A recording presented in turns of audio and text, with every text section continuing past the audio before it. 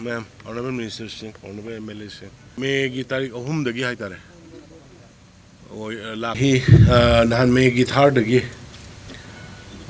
Oirei bas stage Pibam Sidida central government, the state government, Anina, Kadna, we tied up to Rukana Honorakanda, come some development kara, Lakpa, Asimase, Prajamiam, the Sinong Mediaki, Kutang, the Kangan with the Panagani and a Kanja with the Gi, press me Shikui Tokjibini, Ahan Bada. Kuigi toy issue si totally bang as my totally issue si kanagumba karana horokpadagi horga ethnic classes dona community anigi marakta khanaba dona sando amba adagi even international gi platform da European Union, United Nations aduga te forum kayada ekoi religious ki crisis ne na sanduomba adagi platform khara amada ekoi majority na minority singbu tahat pani na sanduomba so many things mayam mama aduna Manipur ki praja si aduga Bharat ki praja si kangau na raga karino Manipur da thoi sibo aina Khangdadana Layram Mayamdo. I Manipuri Praja Punamak, I Kalik Punamak, Aduga Agency Punamak, Layva Center Giamadi State Agency Punamak, Aduga Manipuri Praja Punamak, Manungamana Pana Labiri states the labor to outside the labor saying I appreciate the way. I call Mayamgi Apunba voice na Nasidi Bharat Sarkarna. Huji Manipur da thoiba lansi masi thongnari ba wathoksi ethnic nate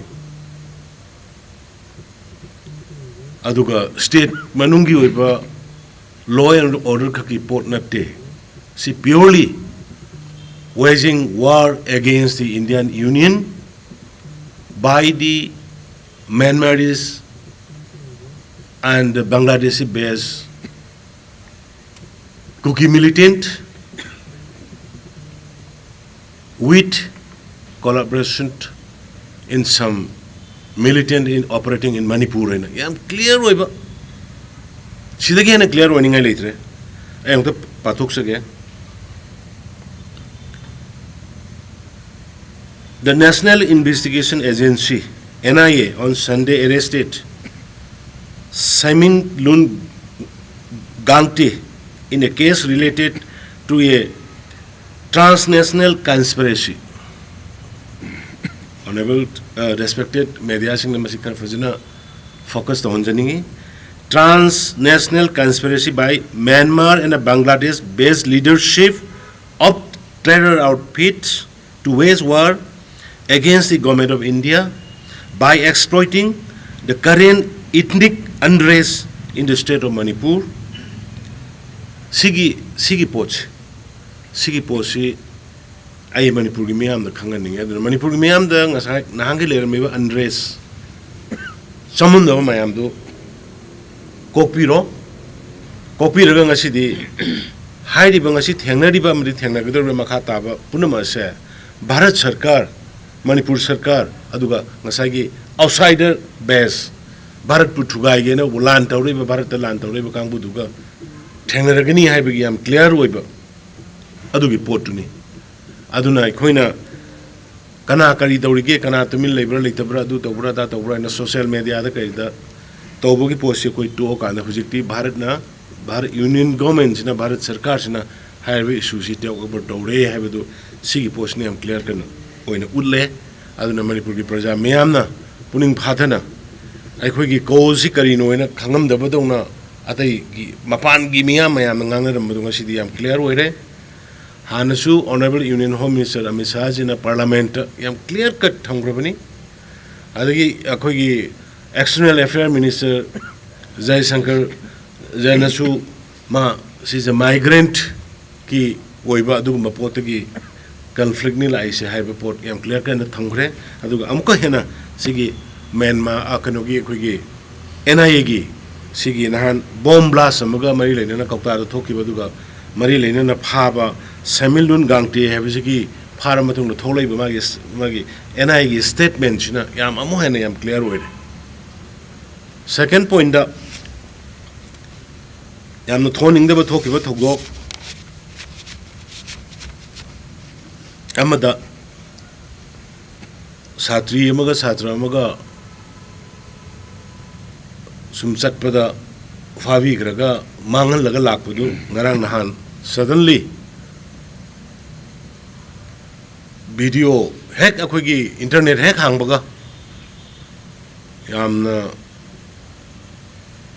policy plan amagi matung ina tawba manba dona internet hack hangbaga nongan baga viral oirakpadagi Manipur gi Prajapuna manung mapanda leba Bharat ki Prajapuna mak Prithvi Prajapuna mak sok oina ki mogi video mogi photo mayam do ura matungda adugi matungda hek ubaga koi yamna swift action koi gi combined team aduga CBI gi special director khudakta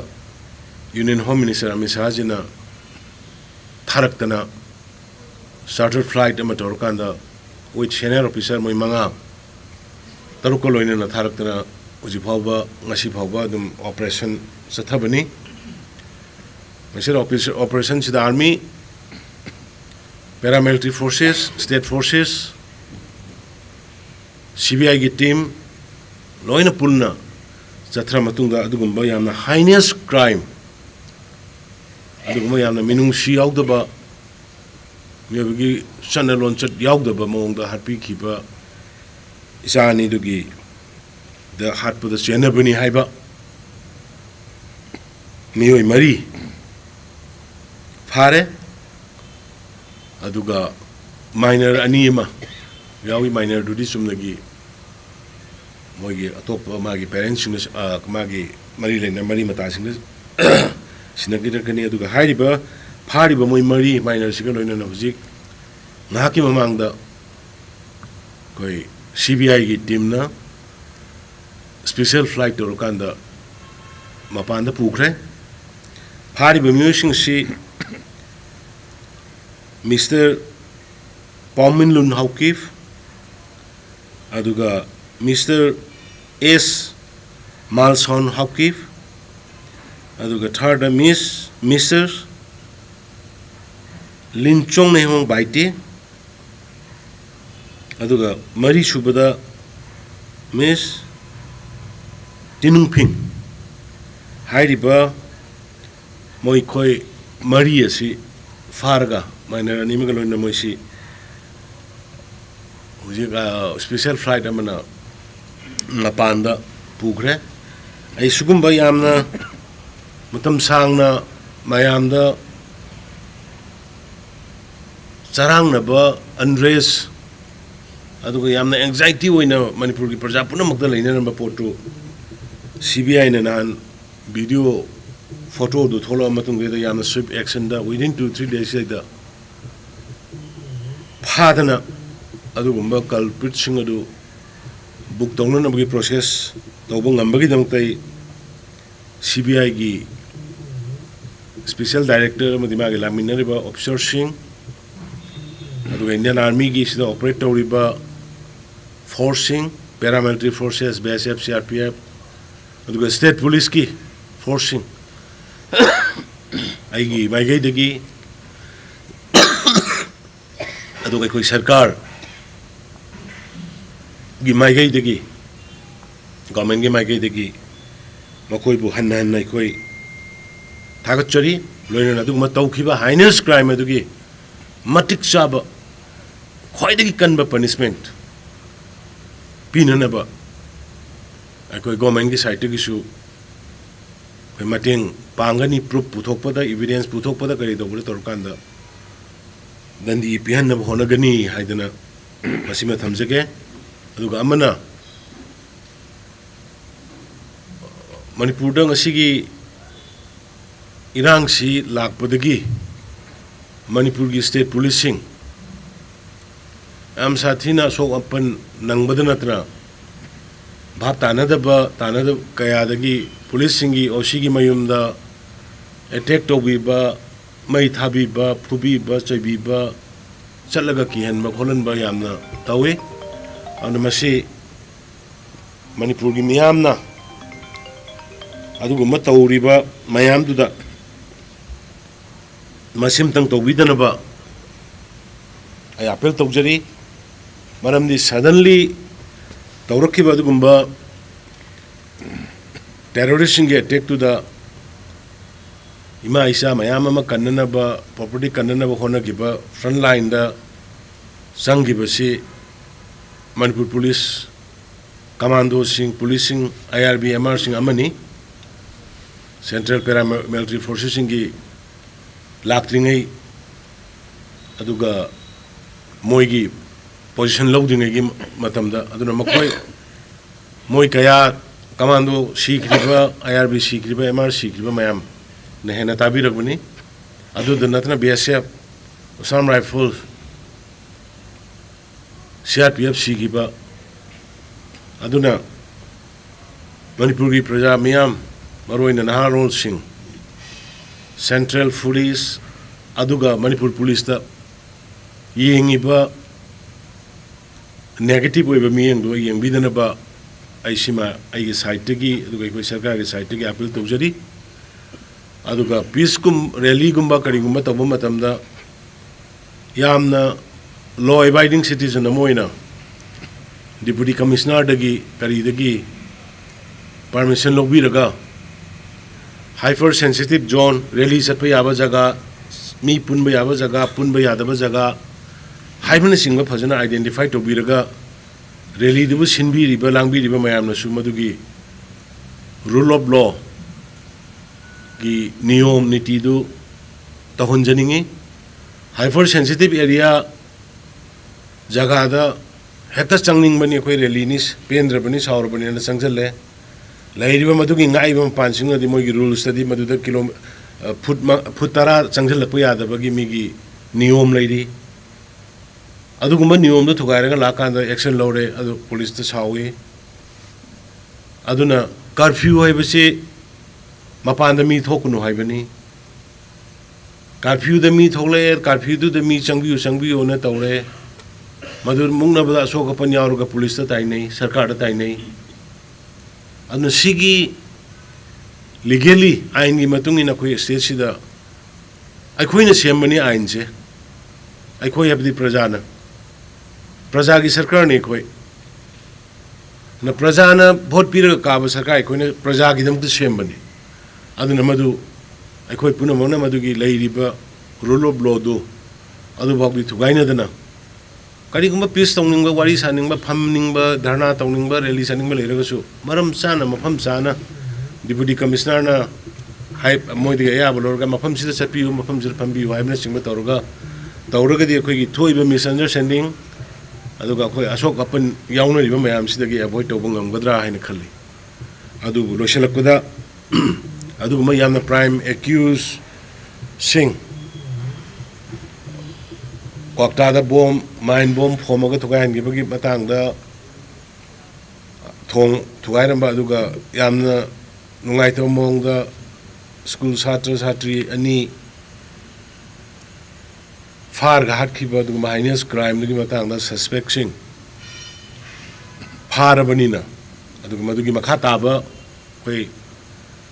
jenaba sing ju phana na ba kana honori aduna Manipur praja punamangna puning phada biraga ingna chingna leibiraga government da ai khoi da thajaba thambiu ngasai na ahan bada haija gibe dubaina sigi issue si outside the base to ba militant kangbuna terrorist kangbuna outside ki funding yauna tawrokanda Indian Union da landarak puni aduna masi Indian Union na haiba bosi sabchana thengnabam thoi na thengnaba hauraba sida ekoi na mu ekoi masel gi marakta thajana daba ekoi masel gi marakta wakhal tamin roi daba maung da amaga amaga unkhatnaba yaba mawngda statement piba social media da thokpa chaiba ngangba thaksi kasi yaugdabida ahal laman yaugdabida ngangning ba ngangba khotpa tawbase masi lepiyo hayeng cyber gi makhada cyber crime gi makhada natragana ate gi makhada ikoina legal action tawra sumayam saurkani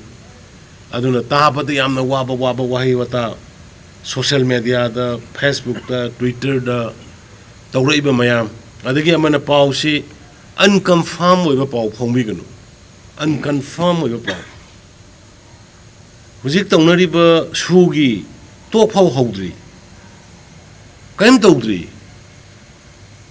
sumnagi irang sigi nemthanaba unnaba khanaba saunba thenaba duna amani formal hawdri state government yawgadabani wari saba taragadi madai da file adu thagat khare ye adu gi pondi chari gi adu tawgre ye swaida tawbigano please adu gumba lairagadi khangning ba lairagadi please confirm from us akoi government dagi kano dagi tawbi irang gi mathak irang sagat buse masi tawbigano adu mu channel du da hairu ragusu saulai do thingmurasu saulai do aduna akoi su yaringai di akoi leniently deal tawbani adu irang sagat pa mai chai ba se thaw haisin ba aba mongi paw mayam ama phongbi ba tawbi ba sima ai bottom of the heart ai mayam da haibani irang je khoi mayam changaga nemdan si akhoi mayam changaga akoi gi pandam phangna phona minasi ai sima kak kitang especially mayam da thamjani mayam thank you ai thaga chari imam mem chobi koi mayam na su yamna ikai khumna jabi imadu ngasi si hospital da lai khidre hai koi madugi nungai taba koi sida phamiba koi mayam sai phamaga magi punnai koi awab phongdokpani ramdi madusu social media da mari lainaba lainada badi khangde social media da thaksi kasi yaudaba moigi maramda ngangbiba phongbiba tawba ayama thengnei madu mangadi oiramda bayai oiram bayai but investigation tawbani aduga imaduna leikidabadu koi punamaki mangjabani and koi gi site gi su koi awaba phongdoksari ene mayam thamja dama public no samam na iba article 355 che Manipur chatnabra chatnadabra article 355 chatnadabra isi madu siwina thokte but unified command gi chairman cm no warambadu advisor no way sida dum meaning dum lele te habi to mana ani se pugre puraga ada mogi mafam sabada tongana thangani hojik di mari je kadai makam je kadai da phabu delhi da wati wodo hojik pubasi thengamin se gwati ni moi kai de phabu hojik ki kano se koigi hanglep AC manung da gini English ta khar habi wa angang ani sidi phade na logdoi ra phai na logdoi minor ni na madu phai na loroi da sumna ma pa ka sai nauri hanjiri buko to si boksang phongmi matang kai hojik yang kan nei khoi just hojik si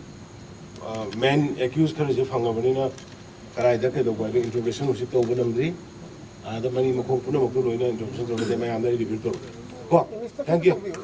yare